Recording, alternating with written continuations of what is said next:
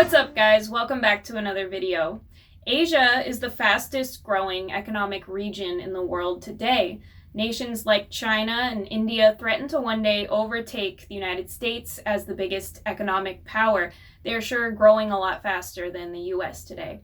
By some measures, China's economy has actually already overtaken the United States' economy, but China is still a developing country. It doesn't hold the same geopolitical power, and the US is definitely the nation in the world today holding the most power over the rest of the world.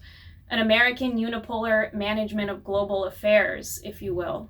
Iraq will eventually comply with all relevant United Nations resolutions, and then, when peace is restored, it is our hope that Iraq will live as a peaceful and cooperative member of the family of nations, thus enhancing the security and stability of the Gulf. My fellow citizens, at this hour, American and coalition forces are in the early stages of military operations to disarm Iraq, to free its people, and to defend the world from grave danger. This past weekend, we all reacted with anger and horror as an armed Somali gang desecrated the bodies of our American soldiers and displayed a captured American pilot. All of them soldiers who were taking part in an international effort to end the starvation of the Somali people themselves. These tragic events raise hard questions about our effort in Somalia. Why are we still there? Tonight, I'd like to update the American people on the international effort that we have led in Libya, what we've done, what we plan to do, and why this matters to us. America as a global power, how it's behaved as a global power, it's really unparalleled in history, and it's going to take a lot for any other powers to change it. Let's look at the facts. American military bases and naval forces encircle the globe.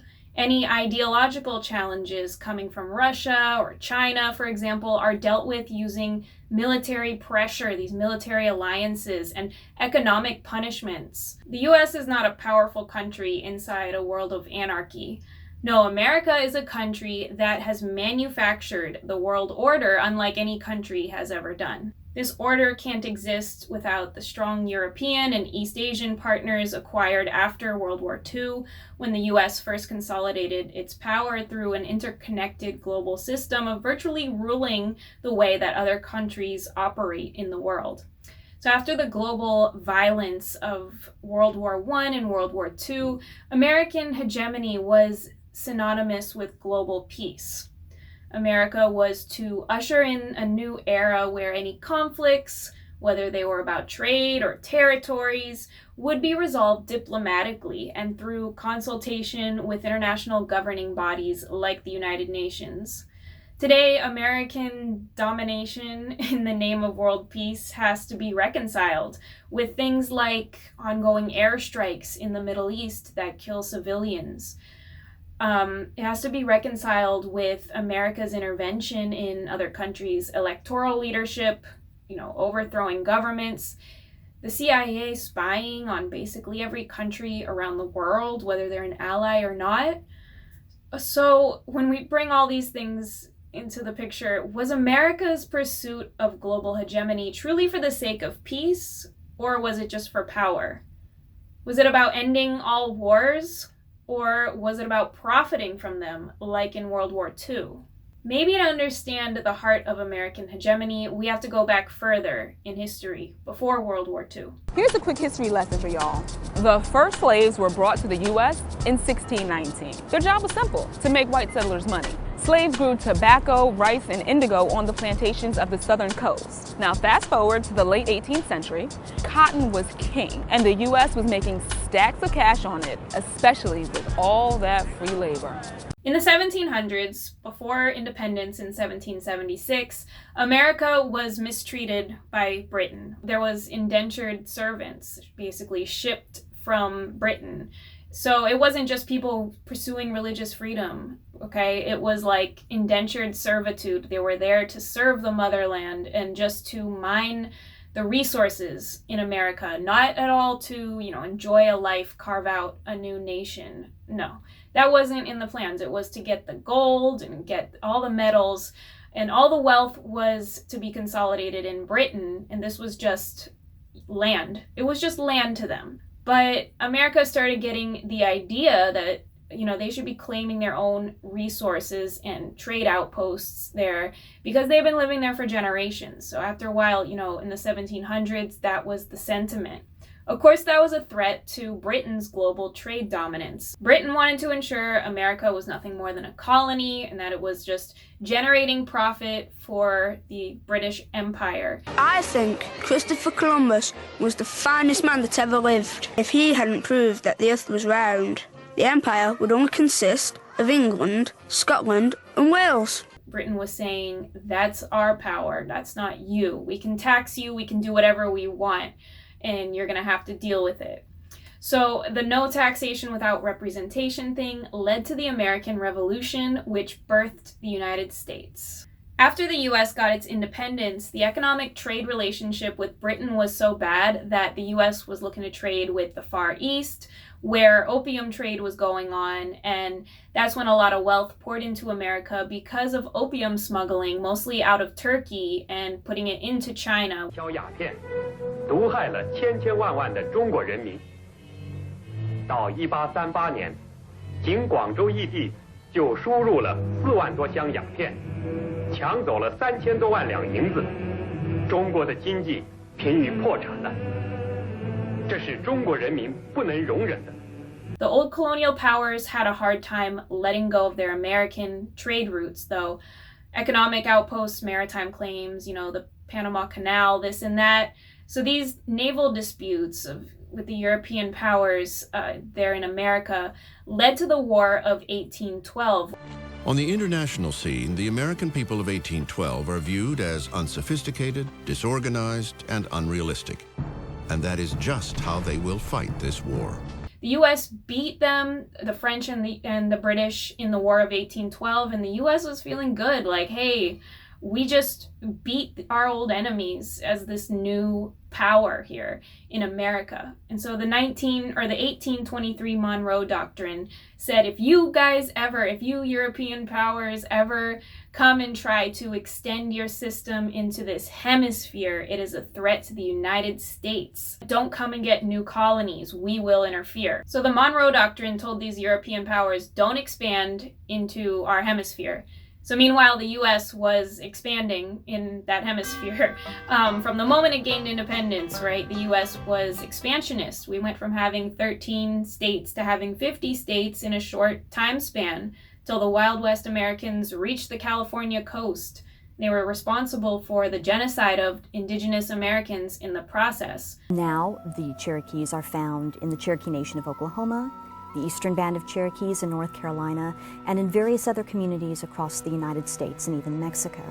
No longer the coherent nation they had been. Obviously, it was wrong when we consider the loss of life that took place in the forcible removal of the Cherokees from their home in the Southeast to what was Indian Territory, now the state of Oklahoma in the Midwest. Mexico's borders were pushed downward in the Mexican-American War. Suddenly a bunch of Mexicans became Americans.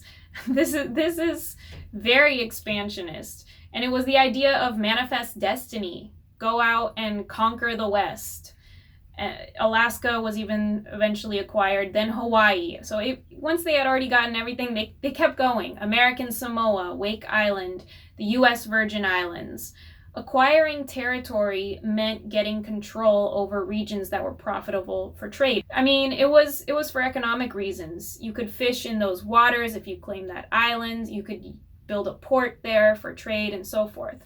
So in essence, the U.S. was acquiring commercial and supply chain assets that underpinned its economy. It was really doing what Britain and France and Italy and all them, the European powers, had been doing in its colonialism.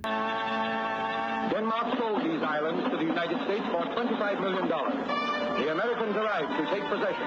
The opium trade, like I mentioned, was going on. Wealth was pouring into America. We were exporting goods to Europe as well. And so we were really rising as a global power, much like China is rising today, where it didn't have that old time, alliances and political and geopolitical power and that long time, royal whatever legacies, but it was like this new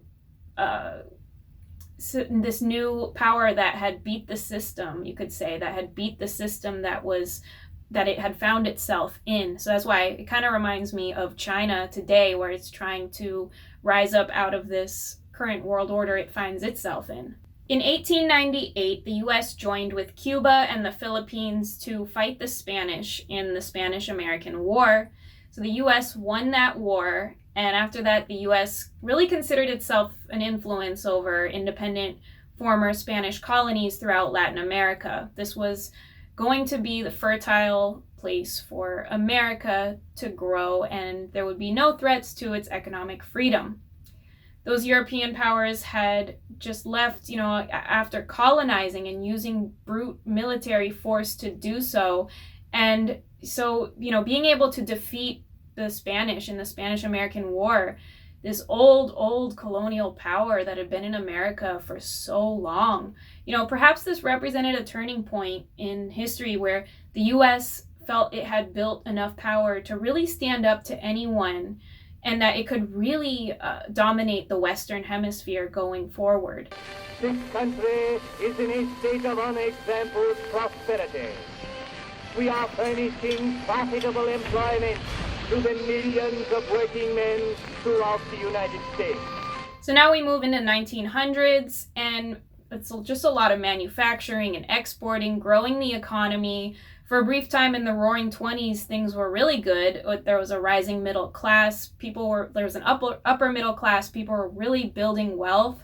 But in 1929, the stock market crashed, and the Great Depression lasted well into the 30s. The U.S. didn't see a real upturn from this until it started exporting weapons to Europe in World War II. So suddenly these European powers that were competitors and former enemies were now allies. Only a short time before, these factories were producers of electric refrigerators, the world's largest. Almost overnight, they became the world's largest producers of 50 caliber machine guns. The 1940s saw wartime manufacturing policies. So, say automobile manufacturing centers would be converted to building ships and aircrafts for war. And the U.S. really set itself up to profit from supplying arms to everyone on all sides at the beginning of World War II, okay? America's unemployment rate dropped, manufacturing output skyrocketed, almost like it was a socialist or communist country undergoing like this 5-year plan or something, because it was just like a wartime manufacturing effort, and it really built up the U.S. economy at that time. Long before the manufacture of refrigerators was stopped, in fact 16 months before Pearl Harbor, plans were being made for the mass production of war products in this factory. Women as well as men answered the call for more help. All these people had to be trained, for not too many had even seen the inside of a factory. A whole way of life exchanged for another. Many went from quiet retirement back to the job. From high school and college to the war production front. 16,000 is what it took to do the job just in this one factory alone. And here they are, free Americans working in a free enterprise. In March 1941, the Lend-Lease Bill was passed, and the U.S. started doing this program for the UK, France, China, the Soviet Union, and more, where it let them borrow American warships and other hardware while renting out their bases. So these warring nations would pay rent. It didn't matter if it was British or Soviet Union. America hadn't taken a side yet till it actually had been attacked by Japan. But before that, it was just taking advantage and supplying weapons to all sides. America had possessions in the Pacific, remember, Hawaii, Guam, Wake Island, others. Pearl Harbor was an American military outpost in Honolulu, Hawaii. And when the Japanese bombed that in December 1941, that's when the US immediately entered World War II. In the winter of 1942, 3 out of every 4 crew members of the U.S. 8th Air Force are seriously injured, captured, or killed. So America entered the war, months of fighting turned into years, and America lost 418,000 military and civilian lives. In 1945, the US dropped atomic bombs on Japan, and Japan surrendered. What transpired after that was a series of meetings and signing treaties that organized a new world order, with the US really having a say in what it would be. The former President Woodrow Wilson's idea for a League of Nations, originally proposed after World War I, would finally get taken seriously under President Roosevelt. So Roosevelt said the world needed a strong international body to prevent future conflict. Strong meaning largely American leadership. So Roosevelt gathered representatives from around the world, though it didn't represent everywhere, but it gathered, in the beginning, diplomats from the US, UK, USSR, Taiwan, and China at Dumbarton Oaks, a historic residence outside of DC. And from August to October of 1944, they stayed there and laid the groundwork for the UN. So it was very involved. And 1 year later, 1945, the UN was officially established in San Francisco after President Truman got Congress to ratify it. So yeah, literally the United Nations was ratified by US Congress in order to happen. And it would be a global governance interface between nations. That is, the nations that were officially recognized as nations by the US and allies. The plan to arrange an American world order would involve the International Monetary Fund and the World Bank. Preliminary reports from the American Economic Mission, now in Greece, and reports from the American ambassador in Greece corroborate the statement of the Greek government that assistance is imperative if Greece is to survive as a free nation. The US would finance other countries, ensuring they held debt in American dollars, circulated American dollars, and were open to American global enterprises operating in their borders with minimum government regulations. It's really multiple things designed to benefit America's economy and actually hurt the one who borrows.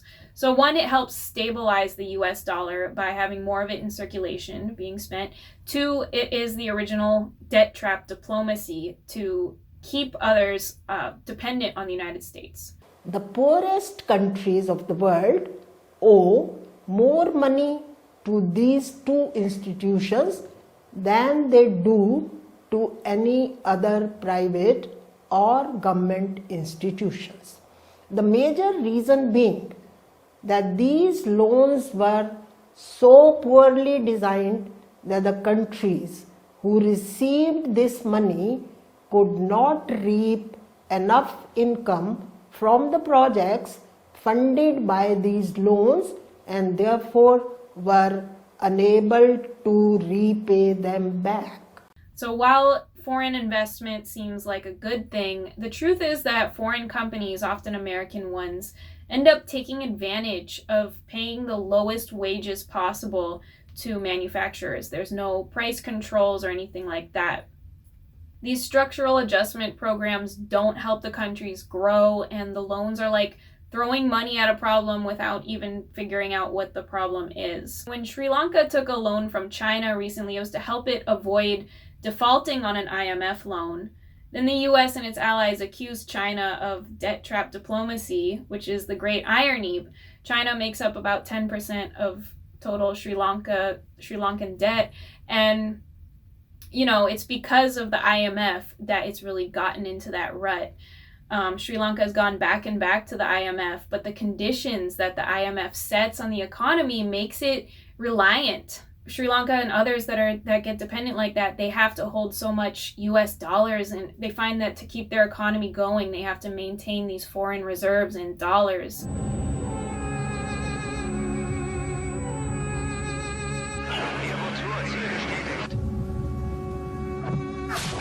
Militarily, the US never truly demobilized after World War II. Of course, troops went home and all that, but the US committed to a global policy of containment. And that really required it to exert influence everywhere at all times. For 50 years after the US won the Second World War, it held garrisons, troops in Japan and Germany. So again, troops went home, but some of them stayed for 50 years. And Japan and Germany, by the way, were the second largest economies at the time. I mean, I think that's the real reason the US was there. But also, the military alliance NATO was created in 1949 with the aim to contain Soviet expansionism. And since the fall of the Soviet Union in 1991, Russia has been contained. There are still economic sanctions to this day on Russia that affect certain industry sectors. NATO conducts war drills around Russia's borders and in the Black Sea. Okay, NATO, it could have gone away, probably should have gone away with the fall of the Soviet Union, given it was created because to contain the Soviet Union. Should have gone away with it in 1991, but instead NATO's been expanding. It's been adding more states to its membership. As of 2021, NATO officially recognizes 3 aspiring members, and they're all neighbors of Russia. While it may seem like a partnership, it's an American-led partnership.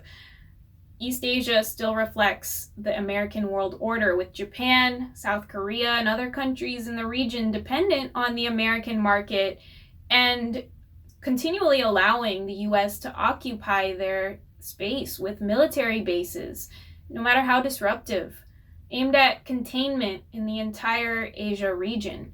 So the US has perpetuated the alliance system and military occupation of World War II and the Cold War in the name of peace and global stability. The irony is that the political practice of having global military alliances is what brought on 2 massive world wars between the Allies and the Axis powers. Well, today the US perpetuates plenty of war across the world. We have way more defense spending than anyone else, but we're also still selling weapons to other countries like the old days. We sell to Saudi Arabia and Israel and align with those leaders, even though they're war criminals, in order to exert influence in the Middle East, in order for containment or dominance, whatever it really is, essentially having outposts in that area of the world, just like the idea to have outposts in Asia. More and more, the 2001 War on Terror mandate that led us to enter the Middle East is looking like it's a global containment strategy. And NATO is really out of control because it's controlled by the weapons industries at this point. It's so far from what it started in 1949. But for the first time, the group's communique laid out their fears that China is a challenge to security and international order. Now it's just the lobbyists work to strengthen NATO. And they get people in the office in positions where they can make other countries into enemies and stir this up. The link between military and industry, known as the military-industrial complex, has compromised our democracy. And when the people don't lead the country, the wealthiest basically ravage it and rule it like warlords. And that is how the US became the world's superpower. But what does it mean for Americans? Well, it still feels like we're being taxed without representation. The politicians have been bought off by our wealthiest multi-billionaires. By the time they get in office, they can't represent the people because they owe a million favors to American industries. And those favors are going to conflict with the everyday people. The administration of Bill Clinton backed a secret plan for a pipeline through Afghanistan from Central Asia. The Taliban were offered a generous cut in the deal and secretly invited to Washington and Texas. Our military troops are leaving Afghanistan this year after 20 years of fighting the Taliban. And apparently the Taliban got bigger and stronger. So strong that it's been overtaking, the last I checked, the last I heard, 50 districts of Afghanistan have fallen to the Taliban. So what were we doing there for 20 years if it takes that much resources and that many civilian deaths, but containing the Taliban wasn't achieved? The war in Afghanistan has cost at least $2.26 trillion to the United States taxpayers. And that's just Afghanistan. There are so many expensive projects the everyday American doesn't understand that have nothing to do with us. But they're using our taxpayer money. And in fact, the wars we're funding fuel anti-American sentiments that our future generations will have to confront. To me, those are just some of the things that it means for Americans, but it means something for everyone. Some Americans have lost friends or family members to these wars overseas. So on every front of maintaining this world order for the wealthy elites, pain is felt.